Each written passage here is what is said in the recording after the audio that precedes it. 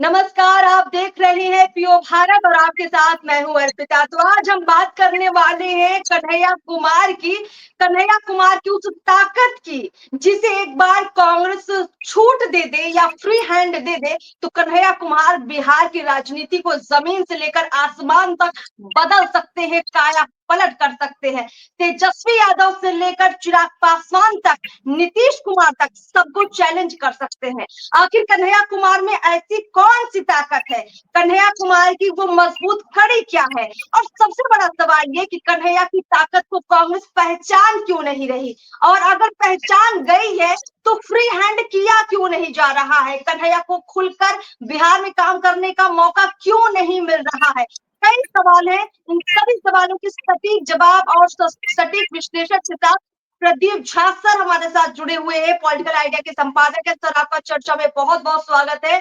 और कन्हैया कुमार का जो मैंने अभी परिचय दिया है प्रदीप जी, इस परिचय के लिए मुझे लगता है कि बहुत सारे लोग जानते होंगे कि यही है कन्हैया कुमार। फिर भी हम आपसे समझेंगे कन्हैया कुमार है क्या, कितनी बड़ी ताकत है जो छोटे से कन्हैया कुमार है, जिनकी उम्र हमें लगता है 30 साल या 35 साल के अंदर ही होगी, युवा चेहरे, वो कन्हैया कुमार कितनी बड़ी ताकत है? अर्पिता, कन्हैया राजनीति में जो है ना, कोई व्यक्ति ताकतवर नहीं होता। राजनीति में समय ताकतवर होता है। ठीक है, कई बार ऐसा होता है कि कुछ ऐसा जीवन में घटता है किसी नेता के जीवन में, जब उसका सितारा बुलंद हो जाता है, उसको लोकप्रियता मिल जाती है और वो बहुत बड़ा खिलाड़ी बन जाता है।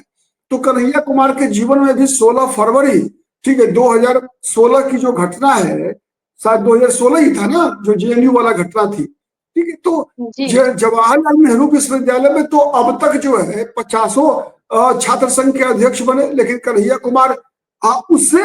कुमार से ऊपर भी राजनीतिक रूप से लोग पहुंचे हैं। सीताराम येचुरी वगैरह जवाहरलाल नेहरू विश्वविद्यालय छात्र संघ के अध्यक्ष रहे, लेकिन कन्हैया कुमार की जो पहचान, जो लोकप्रियता बनी जवाहरलाल नेहरू विश्वविद्यालय छात्र संघ के अध्यक्ष होने के कारण, वो शायद वो स्तर जो है शायद किसी का नहीं बना।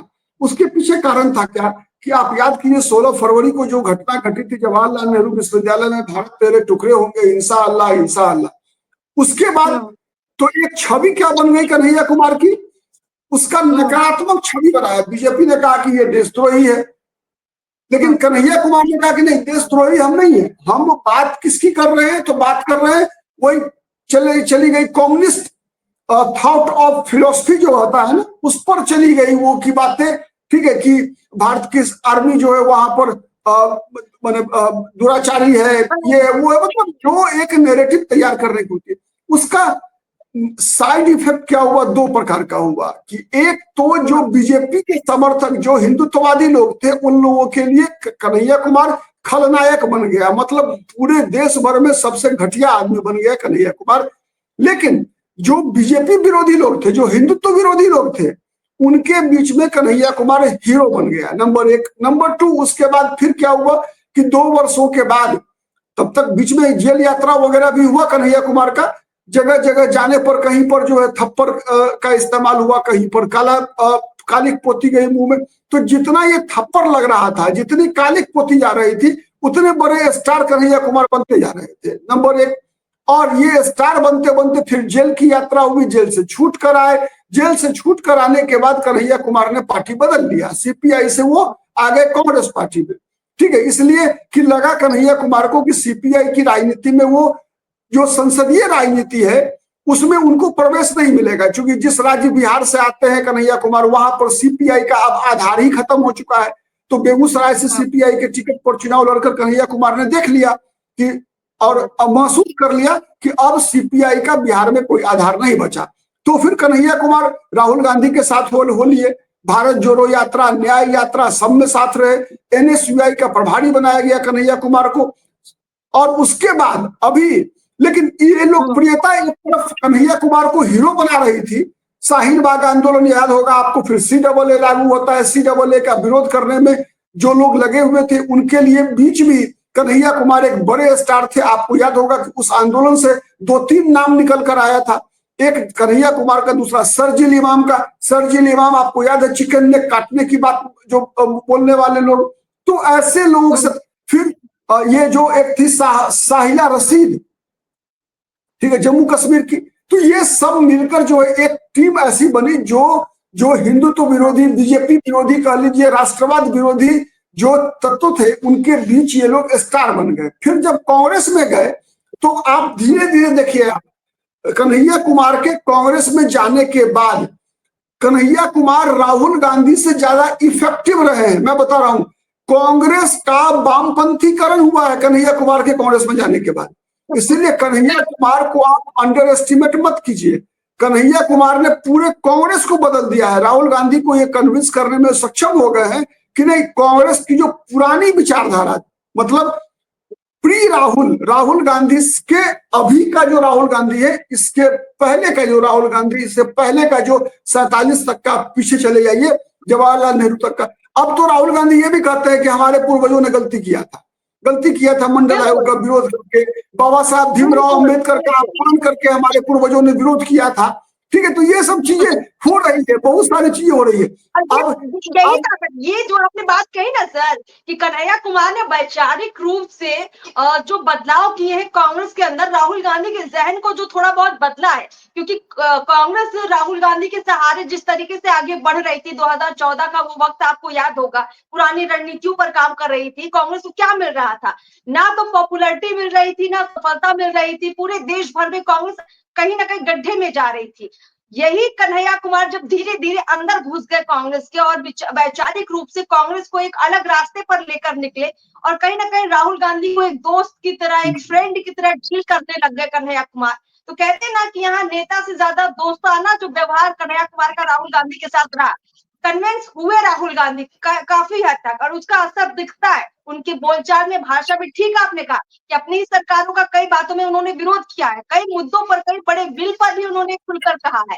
ये बड़ी तस्वीर है। और इसीलिए प्रदीप जी, मेरा आप सवाल 2025 के बिहार चुनाव को लेकर है कि जो कन्हैया की ये ताकत है, जो राहुल गांधी के दिल में भी थोड़े परिवर्तन लेकर आई है, वो कांग्रेस कन्हैया को फ्री हैंड क्यों नहीं बिहार में छोड़ती है? क्या राहुल गांधी को चेंज करने वाले कन्हैया तेजस्वी के लिए चैलेंज नहीं होंगे? चिराग पासवान के लिए चैलेंज नहीं होंगे? सिर्फ बात 2025 की नहीं, आगे की भी है प्रदीप जी। निश्चित रूप से अर्पिता, मैंने तो बताया, वही चीज मैं पृष्ठभूमि पर समझा रहा था आपको। अब देखिए कि उस कन्हैया कुमार को सबसे पहले बिहार में किसने पहचाना? सबसे पहले पहचाना लालू प्रसाद यादव ने, कि ये कितना बड़ा खतरा है, मतलब तेजस्वी यादव के भविष्य की राजनीति के लिए। सबसे पहली बार लालू यादव ने पहचान लिया। और लालू प्रसाद यादव ने, अब याद कीजिए, जब कन्हैया कुमार सीपीआई से 2019 का चुनाव लड़ने वाले थे बेगूसराय से, लालू प्रसाद यादव ने वहां से आरजेडी का कैंडिडेट खड़ा किया, तनवीर अहमद को। ठीक है, एक मुस्लिम उम्मीदवार को खड़ा किया कि किसी भी कीमत पर कन्हैया कुमार चुनाव नहीं जीते। लालू यादव ने यह बात इंश्योर किया कि कन्हैया कुमार जीत कर लोकसभा में अगर चला गया तो तेजस्वी यादव की राजनीति खत्म। ठीक है, इसीलिए पहली बार 19 में बता रहा हूं, जब कन्हैया कुमार सीपीआई में थे तब। अब जब 24 में के लोकसभा चुनाव में जब बात हुई कन्हैया कुमार के बेगूसराय से लोकसभा चुनाव लड़ने की, तो फिर उस बार सीपीआई को नहीं दिया था लालू यादव ने सीट, लेकिन इस बार लालू यादव ने वो सीट सीपीआई को दे दिया, खुद नहीं लड़े, सीपीआई को दे दिया। और कहा कि नहीं, कन्हैया कुमार के लिए बिहार में कोई स्कोप नहीं है। ठीक है, वैसे ही जैसे पप्पू यादव के लिए कोई स्कोप नहीं, तो कन्हैया कुमार के लिए कोई स्कोप नहीं। अब क्या डर क्या है ये समझिए, पहले डर समझिएगा तब समझ में आएगा ताकत क्या है। डर ये है कि कन्हैया कुमार बिहार की राजनीति में जो विशेष रूप से जो मुस्लिम वोट बैंक है, मुस्लिम वोट बैंक, और दूसरा एंटी हिंदुत्व वोट बैंक, जो हिंदुओं का भी, जो हिंदू में भी जो हिंदुत्व का विरोधी वोट बैंक है, ठीक है, और मुसलमान वोट बैंक है, ये दोनों के बीच कन्हैया कुमार बिहार में सर्वाधिक लोकप्रिय चेहरा है, सबसे लोकप्रिय चेहरा है। ठीक है, और इस चेहरे का उपयोग राहुल गांधी लगातार कर रहे हैं। अब राहुल गांधी को यह तय करना है कि इस कन्हैया कुमार नाम के अस्त्र का उपयोग इसी विधानसभा चुनाव में करेंगे ये, या लोकसभा चुनाव 29 का होगा उसमें करेंगे, या नहीं करेंगे। कई बार ऐसा होता है कि राहुल गांधी ने कहा, आपको याद होगा, अभी कुछ दिन पहले राहुल गांधी ने कहा था मध्य प्रदेश में, ठीक है, कि मतलब कांग्रेस पार्टी में जो है कई बार जो है लंगड़े घोड़े को ही दुल्हा बना दिया जाता है। ठीक है, तो अब देखना है कि लंगड़ा घोड़ा और रेस का घोड़ा कौन है। क्या राहुल गांधी में कन्हैया राहुल गांधी को कन्हैया कुमार में रेस का घोड़ा दिखता है या ये बारात का दुल्हा दिखता है, ये चीजें स्पष्ट होनी है। अभी समय है, 4 बजे का समय है। देखिए, संभावना है कुछ भी हो सकता है। बिहार में कांग्रेस कोई भी खेला कर सकती है, इस बात में कहीं कोई दो मत नहीं है। अभी समय बीता नहीं है और मुझे ऐसा लग रहा है कि राहुल गांधी कन्हैया कुमार को नहीं चला रहे हैं, बल्कि कन्हैया कुमार राहुल गांधी को चला रहे हैं। बहुत बड़ी ये स्टेटमेंट भी है प्रदीप जी, और बहुत गहराई वाली बात भी है ये।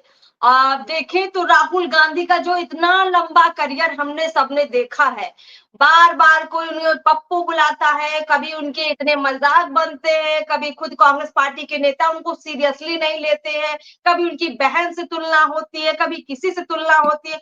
कुल मिलाकर आज के राहुल गांधी और आज से 5 साल पहले के राहुल गांधी में बहुत अंतर दिखता है, बहुत ज्यादा दिखता है। कई लोग कह सकते हैं कि ठीक है, ये चुनावी अनुभव है या राजनीतिक अनुभव है जिसकी वजह से राहुल गांधी आज ऐसे हो गए, लेकिन इसका एक पक्ष कन्हैया कुमार का भी है, उनसे उनकी दोस्ती का भी है, कांग्रेस में उनके आने का भी है, जिसको आपने भी डिकोड किया है अभी अभी। और साथ ही साथ आपने ये भी तय किया है कि अब कन्हैया कुमार को रेस का घोड़ा समझकर किस मैदान में और कैसे उतारेंगे राहुल गांधी, ये भी निर्भर करेगा।